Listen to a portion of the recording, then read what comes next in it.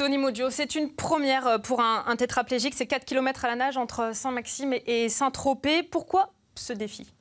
Alors en fait, bonsoir Amélie, j'avais le besoin de retrouver ces sensations de sportif que j'avais perdues. Ça m'a pas manqué en fait après l'accident, mais il se trouve que 8 ans après, j'avais perdu une identité. Il me manquait quelque chose dans ma vie pour pouvoir continuer à avancer. Et je me suis levé un matin et je me suis dit pourquoi pas. Pourquoi pas une traversée du golfe de Saint-Tropez, une destination que je connais parce que j'y vais toutes mes vacances.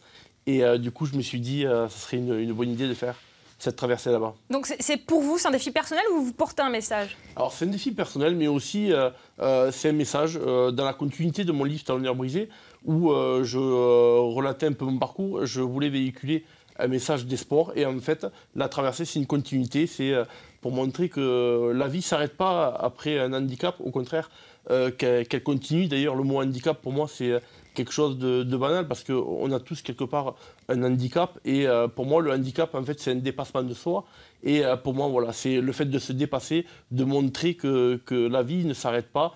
Et souvent on m'a comparé à un messager, et je me suis dit pourquoi pas lancer un beau message, dire que voilà, après le handicap, il est possible de continuer à faire de très belles choses.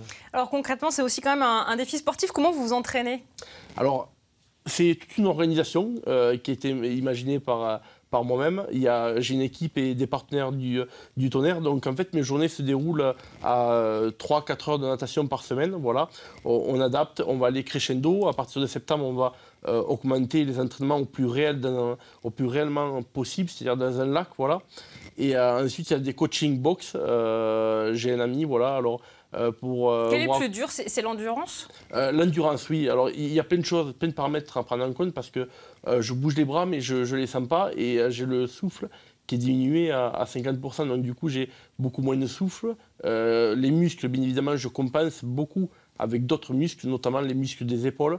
Donc, du coup, pour moi, faire une traversée, ça me demande pas mal d'entraînement, pas mal de rigueur aussi, et surtout une alimentation, parce que l'alimentation va me permettre de me faire tenir en fait sur la longévité de la traversée. Et pour cela, on l'a vu, vous êtes quand même très soutenu par votre famille, vos amis. Il y a tout un staff autour de vous? Tout à fait, tout à fait. Alors, vous savez, ma famille, elle était soudée bien avant l'accident, mais c'est vrai que je peux compter sur eux. Ils m'accompagnent vraiment dans toutes les missions, dans tous les projets que je projette. Et c'est vrai que mon épouse, mes parents, ma sœur, c'est vraiment un noyau, et sans eux, c'est vrai que je ne pourrais pas avancer aussi rapidement. Un tout dernier mot, vous êtes dans quel état d'esprit?